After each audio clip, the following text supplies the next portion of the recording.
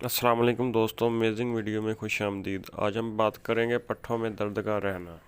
को में बहुत दर्द रहती है और ख़ास तौर पे जब मेरे पट्ठों को कोई दबाए या कोई होता है, जिस तरह बाजू हो गई, टांगें हो गई, तो मुझे शदीद किस्म का सोरनेस होती है, मुझे दर्द होती है। तो ये क्या बीमारी हो सकती है?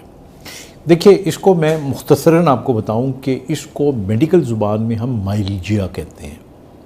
और माइल्जिया बताते ख़ुद एक बीमारी नहीं है, बल्कि ये आप कह लें कि ये सिम्टम होता है किसी बीमारी का। अब वो कौन कौन सी बीमारियां हैं जिनके अंदर माइल्जिया हो सकता है? माइल्जिया जो है ये एक्यूट हो सकता है और क्रॉनिक हो सकता है। एक्यूट का मतलब है कि फौरी तौर पे with in hours and days आपको ये सोरनेस ऑफ मसल्स हो। और अब इसकी जो मेन वजह होती है वो ओवर फटीग होती है। यानी अगर कुछ लोग जिस तरह जिम जाने वाले नौजवान हैं, अगर वो ज़रूरत से ज़्यादा एक्सरसाइज कर लेते हैं तो उनके पट्ठे जो होते हैं वो सोर हो जाते हैं, वो पेनफुल हो जाते हैं। इसी तरह कुछ घरेलू काम होते हैं, अगर आप ज़रूरत से ज़्यादा कर ले, मेहमान आ गए आपके, सीढ़ियाँ ज़्यादा चढ़नी, आपने शॉपिंग करने के लिए बहुत ज़्यादा दुकानों के चक्कर लगा दिए, और तो ये सारी चीज़ें मिला के अगर आपके पट्ठों में ये दर्द की कैफियत पैदा करती है। और ख़ास तौर पे उन पट्ठों को जब आप मसलन आप उनको ऐसे दबाते हो ना, या उनको थाइस को ऐसे दबाते हो, तो बजाय आराम आने के आपको एक किस्म का पेन महसूस होता है। तो ये एक्यूट माइल्जिया की कॉज होती है। और जाहिर है इसका जो ट्रीटमेंट है वो यही है कि जिस वजह से ये हुआ है उस वजह के ख़त्म होने में कुछ वक्त लगेगा। तो इसके अंदर आपको आराम करना चाहिए, इसके अंदर आपको ज़रूरत के तहत डॉक्टर से पूछ के दवाइयाँ लेनी चाहिए। Initially you can take paracetamol और पैनाडोल, एंड अगर नहीं फ़र्क पड़ता तो फिर अपने डॉक्टर से आप पूछ लें। अब इसके अलावा जो दूसरा है, which is more important part, that is chronic myalgia. क्योंकि बहुत से लोग कहते हैं कि डॉक्टर साहब कई महीनों से, सालों से मुझे लगता है कि मेरे पट्ठे दर्द करते हैं, सोर हैं, और मैं आई फील वेरी अनकम्फर्टेबल, और मैं बैठ के खड़ी होती हूँ या होता हूँ, या सीढ़ियाँ चढ़ता हूँ, या मैं कुछ भी ना करूँ, मैं लेटा रहूँ या लेटी रहूँ, तो पट्ठे मेरे सोर होते हैं। और उनको ख़ास तौर पे कुछ लोग ये भी कंप्लेन करते हैं कि अभी सर्दी है, जैसे रात को कंबल उठा के अपने ऊपर डालें तो ये कंधे थक जाते हैं, दर्द करना शुरू कर देते हैं। तो अब इसके अंदर जो कॉजेज़ हो सकती हैं वो मैं आपको बताता हूँ। देखिए, इसके अंदर एक कॉज तो हो सकती है, हमारे यहाँ वायरल माइल्जिया हो सकता है।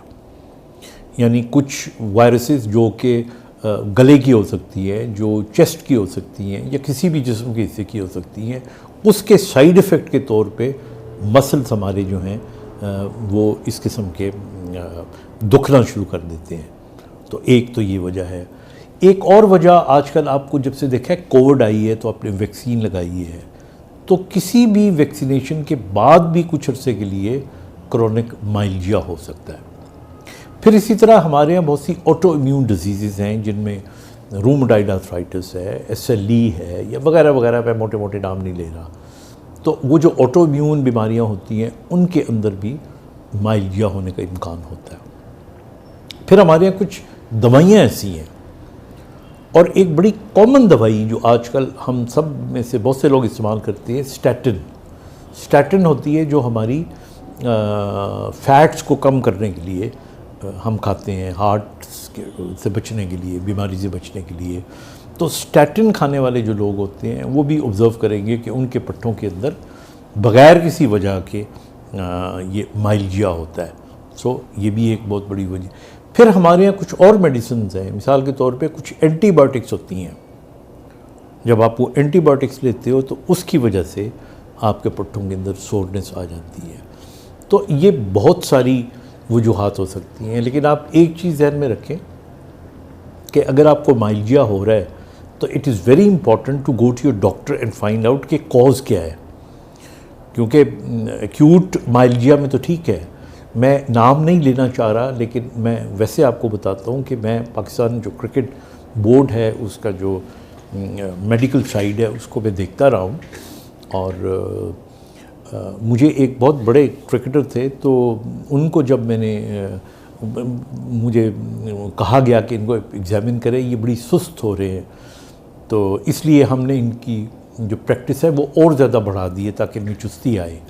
तो जब मैंने उनको एग्ज़ामिन किया तो उनके सारे मसल टेंडर थे, तो उनको माइल्जिया हुआ था, and it was a viral myalgia. तो मैंने फिर उनको कहा, मैंने कहा कि ये तो आप ज़्यादती कर रहे हैं, आप समझ लें कि वो सुस्ती की वजह से भागना कम किया हुआ है, तो आप रेस्ट देंगे तो बेहतर हो जाएगा। तो रेस्ट दें, इवन डिहाइड्रेशन जो है वो माइल्जिया कर सकती है, पानी की कमी नहीं होनी चाहिए। तो इसलिए I hope that answers your question. अगर ज़्यादा और क्वेश्चन हुए तो प्लीज़ मुझे बताइएगा। Thank you.